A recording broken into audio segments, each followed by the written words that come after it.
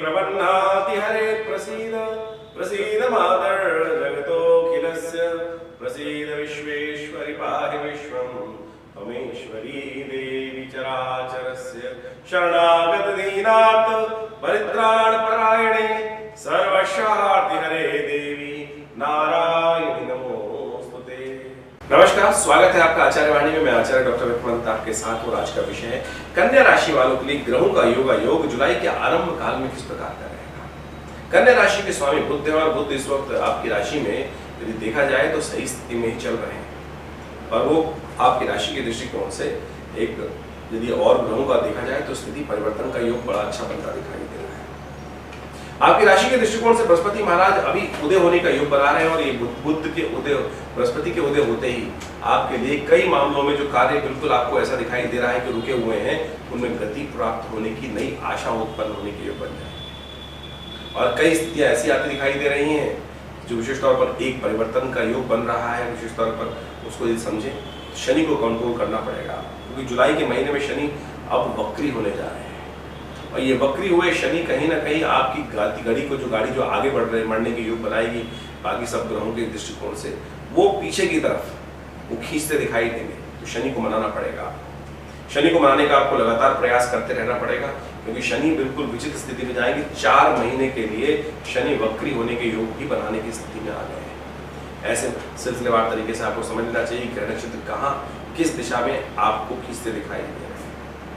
सबसे पहले हम बात कर लेते हैं 1 तारीख की 1 जुलाई मंगलवार का दिन षष्ठी तिथि विद्यमान है और उस दिन ग्रह नक्षत्र के दृष्टिकोण से देखें तो आपके ग्रह योग विशेष तौर पर आपके लिए अच्छे योग बनाएंगे। सुबह जरूर थोड़ी हल्की दिखाई देगी आपको, लेकिन जैसे जैसे सूर्य और आगे बढ़ेंगे उस ग्रह के परिवर्तन के साथ साथ आपके लिए ग्रहों का योग शाम आते आते कहीं ना कहीं पॉजिटिव बनता दिखाई देगा।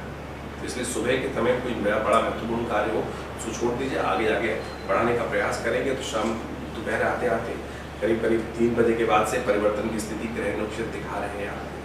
इस दिन भगवान सूर्य का पूजन अवश्य कीजिएगा।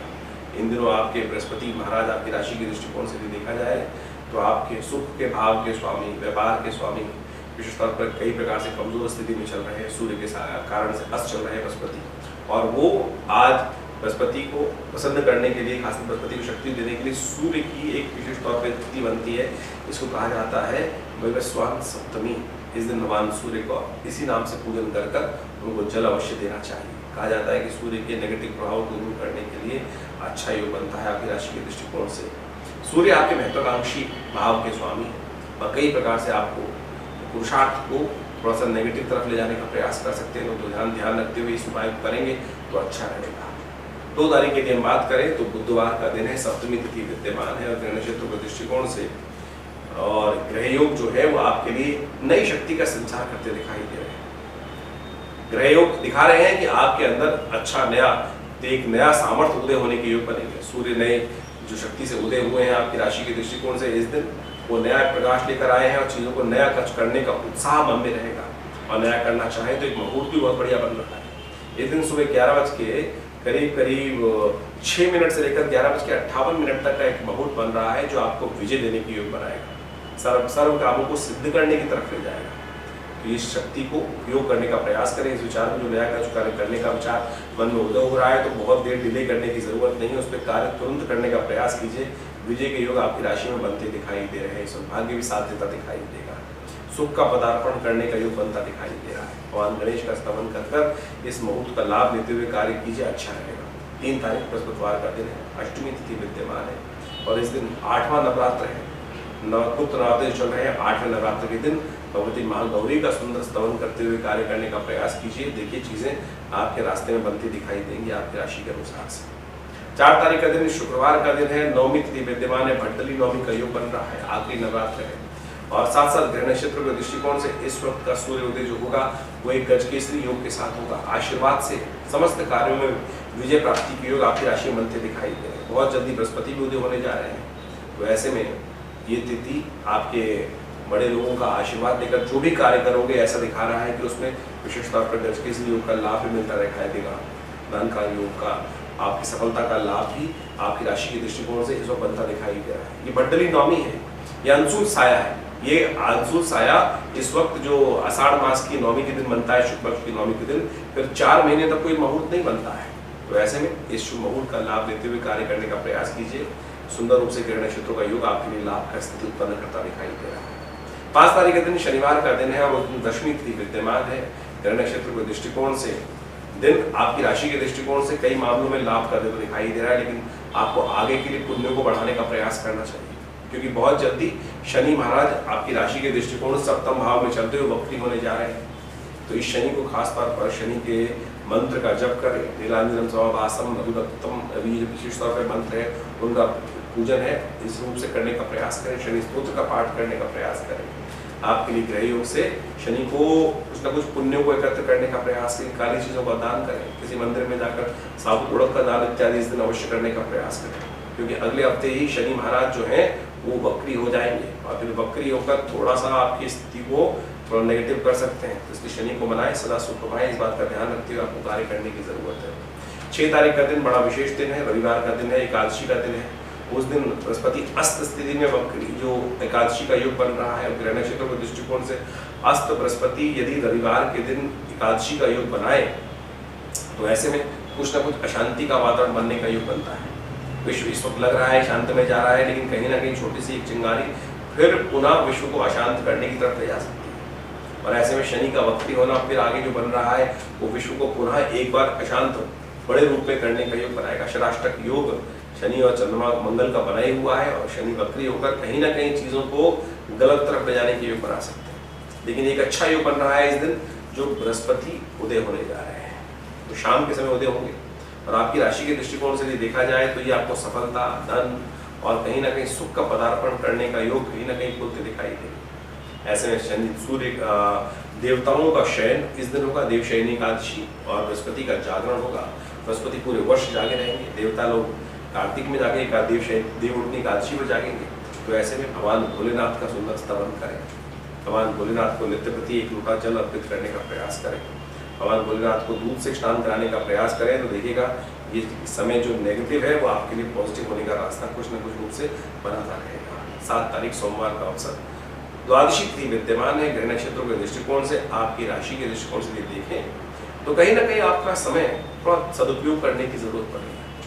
मन थोड़ा सा ऐसा रहेगा कि लोगों की जो हवा है लोगों की बातों में आप इधर उधर घूमते रहेंगे। ऐसा योग बनता है ना, कई बार आपको कथा याद होगी कि एक आदमी माँ बाप बेटा जो थे वो रास्ते में जा रहे थे, एक उनके साथ गधा था और वो कभी एक बार बेटा बैठ गया तो लोगों ने कहना शुरू कर दिया कि देख बेटा कैसा है जो गधे पे बैठ गया है, बाप बेचारा बुरा पैदल चल रहा है। थोड़ी देर बाद पिताजी गधे पे बैठ गए, बच्चा चलने चला तो लोग पिताजी को कहने लगे कि छोटे बच्चों को पैदल चला रखा है। दोनों बैठ गए तो फिर लोगों ने कहना शुरू कर दिया बेचारे गधे पर दोनों बाप बेटा बैठ गए। तो ऐसा कुछ योग बनता दिखाई दे रहा है इन 2-3 दिनों में आपको, लोग आपको भ्रमित करने का प्रयास कर सकते हैं।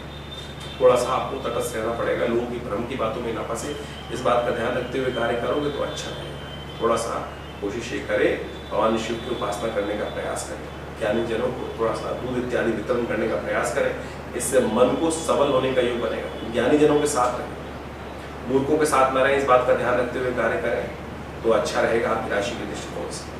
8 तारीख का दिन मंगलवार का अवसर है, त्रयोदशी तिथि इस दिन विद्यमान है, भौम प्रदोष का योग बन रहा है। मंगल आपकी राशि में इस वक्त बहुत सुंदर योग बना के बैठे। ये कहते हैं कि जितना दान करोगे उतना पुण्य अच्छा रहेगा आपके लिए और आने वाले समय में नेगेटिव को दूर करने का रास्ता प्राप्त हो जाएगा। तो इस दिन अवश्य भौम प्रदोष के दिन यदि कोई कष्ट चल रहा हो, जीवन में अननेसेसरी की बात चल रही हो, तो किसी गरीब स्त्री को कुछ न कुछ रूप से सहयोग करने का प्रयास करें, दान पुण्य करने का प्रयास करें। आपकी राशि के दृष्टिकोण से पॉजिटिव रास्ता आपको प्राप्त होने के योग बन जाएगा। 9 तारीख की हम बात करें तो उस दिन 9 जुलाई की बुधवार का दिन है, चतुर्दशी तिथि विद्यमान रहेगी। गजकेसरी योग आपकी राशि में बनकर तैयार हो गया है। बृहस्पति के उदय हुए बृहस्पति के बिल्कुल सम्मुख आके चंद्रमा विराजमान है और ये आपके लिए कहीं ना कहीं आने वाले 2-3 दिनों में आपको कई रूप से सफलता सुख देने के योग बनाने के लिए तैयार है। ऐसे में उपाय के तौर पर संत महात्माओं का आशीर्वाद है। चतुर्मास इस दिन से आरंभ हो रहा है, जहाँ भी संत महात्मा विराजमान हो उनका समक्ष कुछ अपना दान पुण्य कर उनका आशीर्वाद लें। ये बृहस्पति की शक्तियों को बढ़ाएगा और सही रूप से ध्यान रखेगा। लेकिन ध्यान रखना, थोड़ा स्वास्थ्य का ध्यान रखने की जरूरत दिखाई देती है। तो कहीं ना कहीं जो वृद्ध लोग हैं, विशेष तौर पर जो 60-70 साल की उम्र के लोग हैं और कन्या राशि संबंध रखते हैं, उनको अपने हृदय संबंधी लोगों का ध्यान रखना चाहिए। योगाभ्यास नित्य प्रति करना चाहिए। स्मृत संजीवनी मुद्रा का नित्य प्रति अभ्यास करना चाहिए। कहीं ना कहीं हृदय धोखा दे सकता है, ध्यान रखते हुए कार्य करेंगे तो अच्छा रहेगा। 10 तारीख का दिन बृहस्पतिवार का अवसर है और इस दिन विशेषकर पूर्णिमा तिथि है, गुरु पूर्णिमा का योग है, सप्टेम्बर तीसरे दिन रहेगा। गज केसरी योग आपकी राशि में विद्यमान है और ऐसे में विशेष तौर पर आपको सुंदर रूप से माता पिता का सुंदर पूजन करें, उनका आशीर्वाद है, क्योंकि प्रथम गुरु माता पिता गुरुजन ही होते हैं। तो उनके सानिध्य में रहकर काम करने का प्रयास कीजिए, कल्याण होगा। तो इस प्रकार से आपने ग्रहों की चाल को समझा, आपकी राशि के अनुसार से ग्रहों का प्रभाव किस प्रकार से आपके लिए जुलाई के आरंभ काल में योग बनाने वाला है। देखिए ग्रहों का परिवर्तन तो हो रहा है और अभी बहुत जल्दी शनि महाराज भी वक्र स्थिति में होने वाले हैं और एक शनि महाराज का वक्रत्व तो जिस प्रकार से आपकी राशि के अनुसार से प्रभाव उत्पन्न करने वाला है उसको आपको पहले समझ लेना चाहिए। ये शनि वक्री जब होते हैं और शक्ति संपन्न हो जाते हैं और इनके वक्री होने से कई ग्रहों के अनुसार से आपकी राशि के अनुसार से जो प्रभाव पड़ेगा वो आने वाले समय में आपको पता चलेगा। लगातार उसके बारे में आपको अवगत कराने का प्रयास करेंगे। लेकिन एक बात समझें, यदि हमारे पुण्य ज्यादा है, जीवन में ग्रह कष्ट कब देते हैं इस बात को हमको समझना चाहिए। जीवन में बहुत बार ऐसी समस्या होती है कि पता नहीं कौन से विकट स्थिति ग्रहों की थी, लेकिन कब कष्ट आया, समय में जीवन में भार आया, कब निकल गया पता ही नहीं चला। लेकिन कई बार छोटे छोटे कष्ट भी बहुत भयावह जीवन में दुख देके जाते हैं। कारण क्या है? हमारे पुण्य। यदि आपके जीवन में आपके पुण्यों का अकाउंट लबालब भरा हुआ है तो आपके जीवन में ग्रहजन प्रभाव से कोई कष्ट आएगा, कब चला जाएगा पता भी नहीं चलेगा। लेकिन जब अभाव हो पुण्यों का तब जीवन में छोटे छोटे कष्ट भी बहुत अत्यधिक दुख देखे जाते हैं। इसलिए जो हमने आपके समक्ष ये ज्योतिष का रहस्य हम आपके समक्ष रखते हैं, तथाकथित जो हम आपको समझाते हैं पौराणिक महत्व के अनुसार से पुण्यों को बढ़ाने का तरीका बताते हैं। यदि आप पुण्य किसी भी ये प्रकारेण अपने जीवन में पुण्यों को संचय करने का प्रयास करें, अपने हाथ से जो गरीब की सेवा हो जाए, दुखी की सेवा हो जाए, जनमानस की सेवा हो जाए, परमात्मा का भजन हो जाए, वही सबसे श्रेष्ठ है। कहीं ना कहीं ये लिया दिया काम आ जाता है। इस बात को हमको समझ के कार्य करने का प्रयास करना चाहिए और पौराणिक मत के अनुसार से ज्योतिष विज्ञान को समझकर कब कौन सी तिथि किस प्रकार से बाहर है, कौन सा खास उपाय शास्त्र में वर्णित है, किसने कब कैसे उस उपाय को किया था, यदि उस रहस्य को समझ के विश्वास के साथ श्रद्धा के साथ आप इन उपायों को करेंगे तो जीवन के कष्ट जो है वो आने होंगे वो अपने आप दूर से दूर आपके जीवन से चलते चले जाएंगे। यही ज्योतिष विज्ञान का रहस्य। कई बार लोगों के मनोमस्तिष्क में एक विचित्र विडंबना, विभिन्न प्रश्न उठ जाते हैं कि उपाय ही करके जीवन निकालना है। देखिए उपाय जो हम आपके हमारे इस कार्यक्रम के माध्यम से आप जुड़ रहे हैं केवल परमात्मा का स्मरण है। केवल परमात्मा का स्मरण ही वास्तविक तौर पे सबसे श्रेष्ठ उपाय है। उसको कर लीजिए। हमारे आश्रम पे हम लगातार कुछ ना कुछ धार्मिक गतिविधियां चलती रहती हैं। कभी ना कभी कोई यज्ञ चलता रहता है, कोई ना कोई सुंदरकांड का पाठ चलता रहता है और अभी सावन शुरू होने वाला है। सावन के अंदर पूरे 30 महीने तक भगवान शंकर का नित्य प्रति रुद्राभिषेक चलेगा। सामूहिक तौर पर बहुत सारे लोग आकर उस यज्ञ में, उस रुद्राभिषेक जलात्मक यज्ञ, अभिषेकात्मक यज्ञ में सम्मिलित होंगे और नित्य प्रति पूरे के पूरे 30 दिन तक ये रुद्राभिषेक का कार्यक्रम आनंद भाव से चलेगा। और अभी तो नवरात्र का सुंदर योग गुप्त नवरात्रि का जो है इसमें चल ही रहा है, तो उसके बाद ये कुछ न कुछ ये हमारी संस्कृति में हमारे ऋषि मुनियों ने ये हमारा पंचांग, हमारी तिथियां इस प्रकार से वर्णित करी कि किसी न किसी प्रकार से कुछ न कुछ धार्मिक कार्य में व्यक्ति व्यस्त रहे और नहीं तो खाली आदमी शैतान का घर। पता नहीं मन में कौन सा कब विकार कैसे उत्पन्न हो जाए और वहां फंस जाए और फिर उसके बाद सब कुछ समय तो बर्बाद हो गई होगा, लेकिन हाथ से सब कुछ समय निकल गया तो पुण्य भी निकल जाएंगे। तो इसलिए कोशिश ये करें अपने आप को उस परमात्मा मार्ग की तरफ लगाने का हमको प्रयास करना चाहिए और उन भगवान के सानिध्य में रहकर जीवन को यापन करने का प्रयास करना चाहिए। आए थे हरि भजन को होटल नदी का पास। तो इन सब सिद्धांतों को, ज्योतिष के विज्ञानों को, ज्योतिष के योगों को आप समझते हुए देखिए अभी जो ग्रहों का योगा योग है वो आपने पूरी तरह समझा है। आपकी राशि के अनुसार से क्या प्रभाव उत्पन्न होने वाला है वो आपने अच्छे समझ लिया, उसका उपाय भी हमने आपको बताया। लेकिन फिर भी कोई मन में प्रश्न चल रहा हो तो चिंता ना करें। आप हमारे इस आश्रम के प्रत्यक्ष रूप से संपर्क साध कर हमसे स्वयं मिलने आ सकते हैं और हम आपके लिए बहुत सारे जो आपकी जन्मपत्री में विषय होंगे उनके रहस्य आपके समक्ष रखेंगे। और ये हमारा अनुभव है। बहुत सारे कष्ट जीवन में हम अपने शुभ प्रयासों से दूर कर सकते हैं। तो आप सबसे भी अनुरोध है कि इस गुप्त नवरात्रि का योग चल रहा है उसमें सम्मिलित हों। इसके बाद अभी प्रतिपदा से यानी 11 तारीख से जो सुंदर रूप से समय आरंभ होने वाला है, विशेष तौर पर श्रावण का महीना पूरे 30 दिन तक विभिन्न मनोकामनाओं की पूर्ति के लिए रुद्राभिषेक का कार्यक्रम रहेगा। उसमें आप खुद बैठकर भगवान के शिवलिंग का, बड़ा विशाल शिवलिंग आश्रम में बना है, जो भगवान के यहाँ जो उज्जैन के बहुत बड़े विशाल शिवलिंग के समान ही है, तो आप उनके दर्शन कर कर भगवान का सुंदर संकल्प हुआ रुद्राभिषेक इत्यादि कर्म कर कर दूध से, दही से, खीर से, हर एक चीज़ से, घी इत्यादि से, औषधियों से, भस्म से, सबसे वृद्ध प्रति भगवान का रुद्राभिषेक चलता है। और आप स्वयं इसमें भाग लेकर अपने नाम से कराकर विभिन्न कष्टों को दूर करने के लिए बना सकते हैं। नमस्कार, धन्यवाद।